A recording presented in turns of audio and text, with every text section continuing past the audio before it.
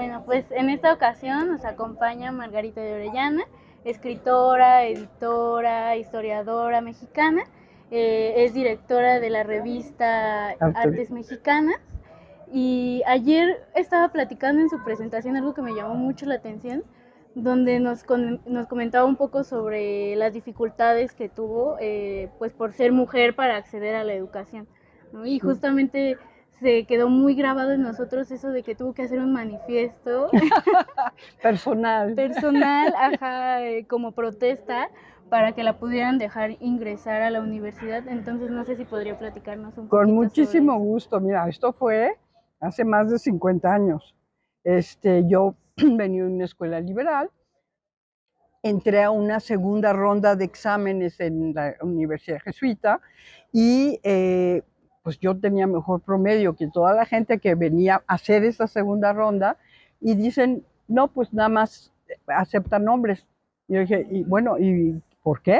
Ah, no, porque las mujeres salen muy caras, porque se casan a la mitad de la carrera, porque se van a su casa y ellas pues cocinan. Yo dije, es que yo nunca voy a hacer eso. Bueno, el caso es que hicimos una carta, Alberto lo acababa de conocer y yo decía, es que tengo que expresar mi enojo y hablar de qué les pasa a estos machos mexicanos que no me dejan entrar. Y por supuesto había empezado a leer a Simone de Beauvoir y a Kate Millett y a mucha gente, porque yo pensé que era una cosa personal y no, era una cosa muy general. Y además también me habían pedido un texto para la revista Siempre, o sea, la parte cultural. Un crítico de cine, yo trabajaba en la Cineteca también, no nada más.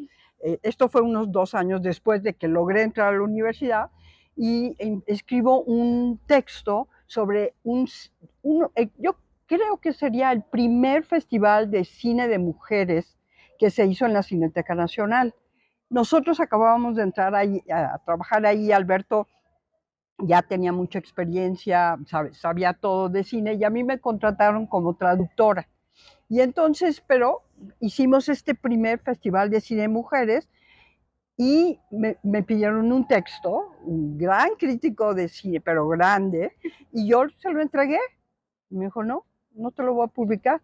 Claro, es que era la primera vez que quizá se hablaba de cine de mujeres.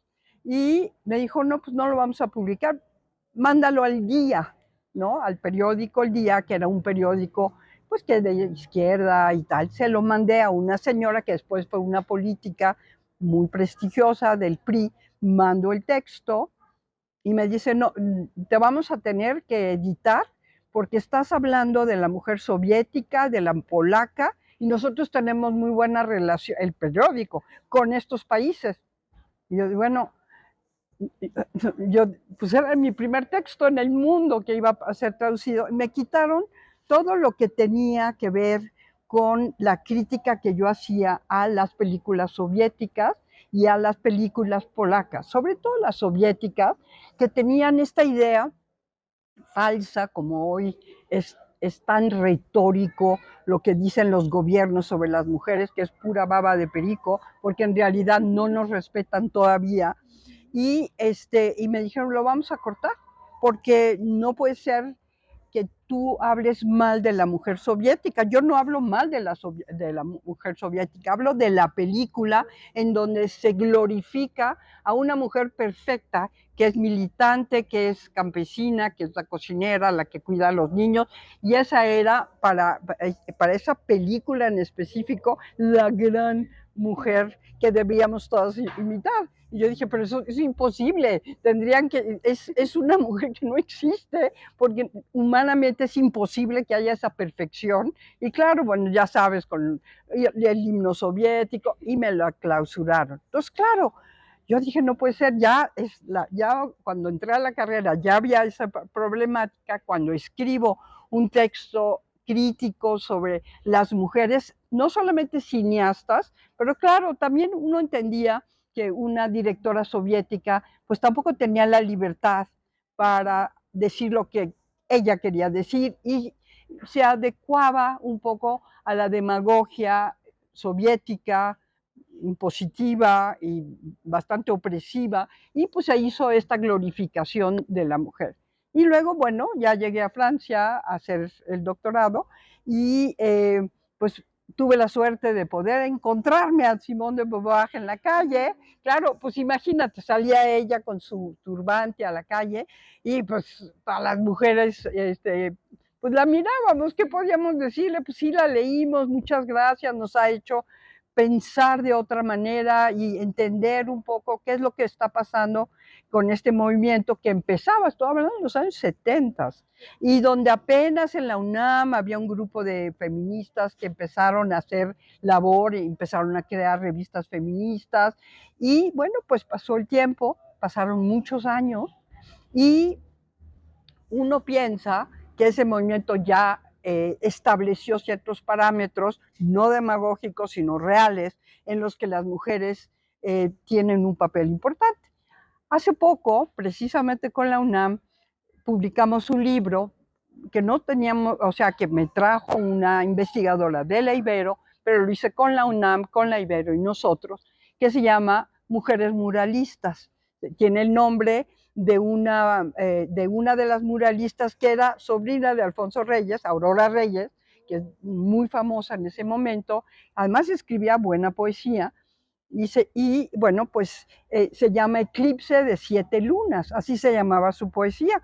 Entonces, pues viene la chica y le digo, pues sí, como siempre hay que buscar la manera de sacarlo, los patrocinios, y ella veía que yo no ponía ningún pero. Yo decía, bueno, vamos, es tu tesis, ¿por qué no lo hacemos libro? Trabajamos juntas todo el tiempo, veíamos las dificultades, y el día de la presentación, estamos presentando el libro, y ella y la persona de la Ibero que me la mandó, me dicen la verdad.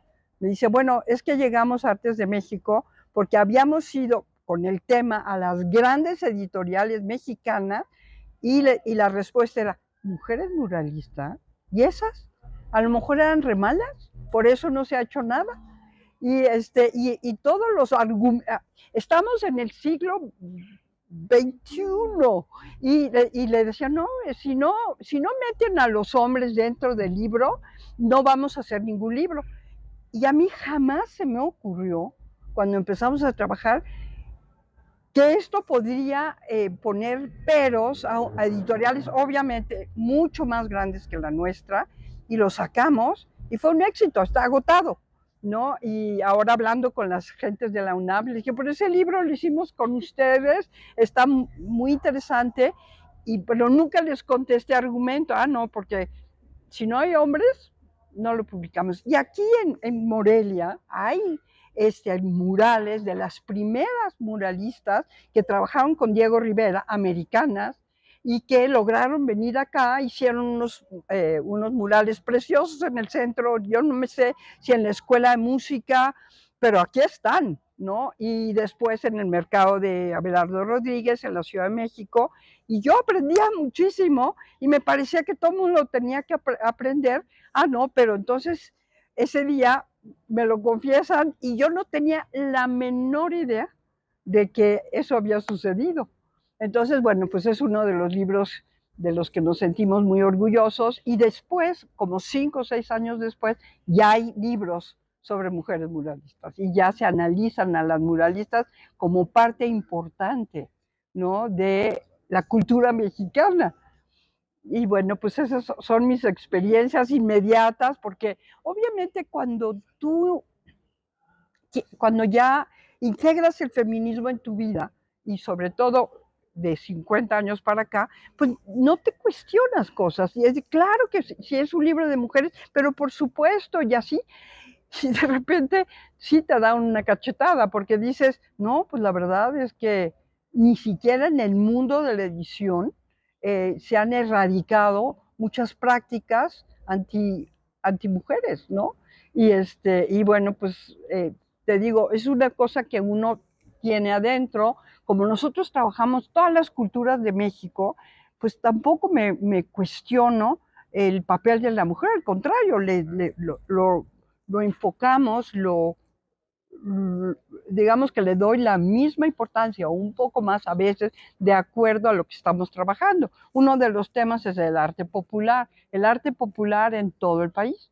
Y bueno, hicimos uno sobre Okumicho. Y evidentemente hablamos un poco de los 50, 60 años de historia de este arte en ese pueblo, ¿no? Y fue muy interesante porque habíamos tenido mucho contacto con Okumicho muchos años, porque cada año les mandábamos una publicación y nos mandaban piezas hechas a partir de las imágenes que les mandábamos. Y así trabajamos muchos años hasta que viene pues, todo este problema de cambio de gobierno, pandemia, todo eso. Y pues nos ayudamos de otra manera, pero sí, evidentemente para mí ni siquiera me cuestiono, ¿no? Si son hombres o mujeres, sino darle el papel que juegan en su momento y con, digamos, quizá con una visión de género ya muy integrada por los años que tengo, ¿no? Sí, justamente hay como esta alegoría de que el feminismo es como ponerse unos lentes morados, ¿no? Y que automáticamente comienzas a ver el mundo ya como con este chip integrado, que a veces ni siquiera eres consciente ya de que estás o sea, viendo el mundo, tus imaginarios ya son como con este chip, estos lentes morados, ¿no? Que te dejó puestos el feminismo. Por supuesto, la gran Simone de Beauvoir, que ha sido como es el principio de la teoría feminista, ¿no? El principio de la manera académica de la teoría feminista. Y con respecto a Simone de Beauvoir, por ejemplo, está que ella manejaba el feminismo de la igualdad, ¿no? Sí, exacto. Ajá, y se cuestiona que hoy en día como que el feminismo de la igualdad ya no, por ejemplo, igualdad ya no es el término vigente o Exactamente, correcto, por decirlo exactamente. así. ¿Qué tendría para decirnos sobre eso? No, pues es verdad todo lo que dices y bueno, pues no sé qué más quieres que les cuente, porque bueno, esa es la parte, digamos, interna o cotidiana y bueno, vivo con un hombre que es feminista desde hace 50 años porque fue el que me ayudó a escribir mi manifiesto y al que le di muchos libros para que viera que no era cosa mía, sino que es una cosa mundial, ¿no? Y que había que entender y como tú dices, ponerse esos lentes para no caer en, en lo que siempre se caía, ¿no? Y justo esta también como discusión, ¿no? Sobre si solo somos las mujeres las que tenemos que ser parte del movimiento feminista o si los hombres tienen como permitido incluso un poco, ¿no? Participar y que incluso hoy en día se Sí, cuestiona, hay ¿no? esta separación y bueno, pues al principio, claro, cuando yo estaba inmersa en un grupo de mujeres latinoamericanas en Francia, hicimos una revista y era muy gracioso porque Pancho y José y Alberto nos ayudaron, imagínate, hace 40 y tantos años a corregirla y entre nosotras, sobre todo entre las más radicales, no, hay que poner el nombre de ellos. Digo, pero si nos ayudaron a corregir, no hicieron nada, pero pues por lo menos la ortografía ¿no? Y entonces yo no estoy de acuerdo que nada más sea un movimiento de mujeres. Yo creo la única manera en que podamos integrar todos es invitando o compartiendo con los hombres nuestras inquietudes y tratando de ser lo menos dogmática posible, ¿no? Porque se vuelve un dogma también, como en cualquier otro movimiento, y el chiste es que tengamos la capacidad de reflexionar todos los matices que existen en esta problemática que es muy fuerte y que creo que es lo que más ha hecho que avance la humanidad. Yo creo que el movimiento feminista ha sido fundamental, mucho más que cualquier otro movimiento para cambiar, ¿no? Las estructuras mentales y materiales del mundo. Sí, por supuesto. Bueno, ya para terminar, quisiera saber si nos podría dar algunas recomendaciones de lecturas indispensables, por ejemplo, para comenzar a entender un poco la teoría feminista. Pues es que estas lecturas, te digo, tienen muchísimos años. Yo leí a Simone de Beauvoir Claro.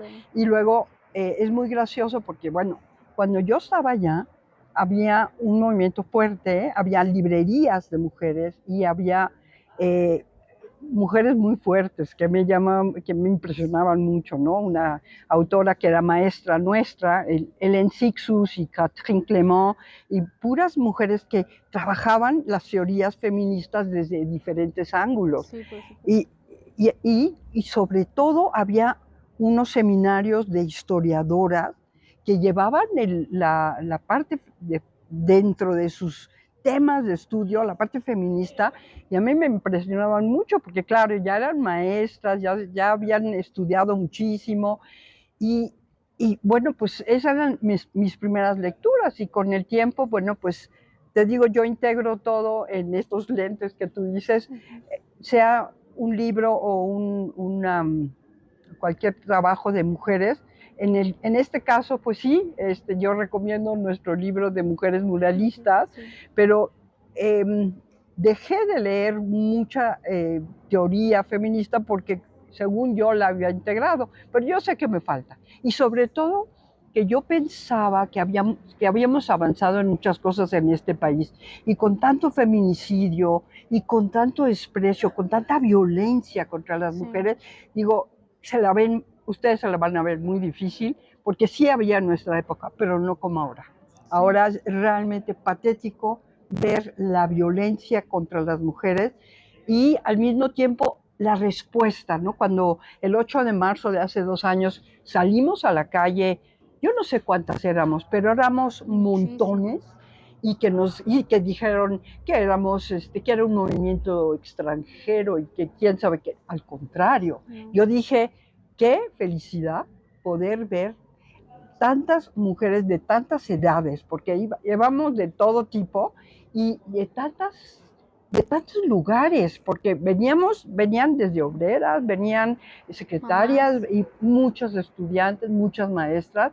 Yo dije, esto sí va a cambiar. Y nuevamente cortan y hace que se polarice todo, ¿no? Que las mujeres que están de alguna manera acompañando a estas transformaciones políticas pierden también esta perspectiva de género, ¿no? Sí. Pero bueno, pues ¿qué podemos hacer, no? Sí, seguirle, ¿no? Seguirle y decirles a las chavas, híjole, tienen un futuro difícil y tienen que defenderse con las uñas. Sí. Y sobre todo esta parte, ¿no? De salir a la calle, por ejemplo, de entender el feminismo desde la teoría misma del feminismo, pero que termine en las calles, ¿no? Porque en los libros, pues sí, está ahí estática, pero hay que llevarla a Hay las que llevarla a calles. la práctica, y te digo, bueno, las manifestaciones son importantes, pero el día a día, yo me acuerdo que en mi época había miles de grupos de mujeres que trataban diferentes problemas de cada una, ¿no? Cómo hacer algo más masivo y más de defensa, y además más afirmativo, porque todas estas violencias que se padecen todos los días, yo no sé cómo erradicarlas, y sí me duele mucho. Bueno, esperamos poder continuar esta conversación en alguna otra ocasión y agradecerle mucho por su tiempo. No, al contrario, soy yo la que les agradezco a todos, porque bueno, generalmente ni hablo en público, generalmente estoy metida en mi oficina corrigiendo y tratando de hacer publicaciones pues, que ayuden a conocernos a nosotros mismos, porque cada tema que trabajo me doy cuenta que no sé nada, ya cuando termino igual, pero por lo menos avanzamos con los grandes especialistas o con la gente que sí sabe, tratando de triturarla de tal manera que llegue al máximo público posible, dentro de la pequeña posibilidad que somos. Muchas gracias. Muchas gracias a ustedes. Gracias, gracias.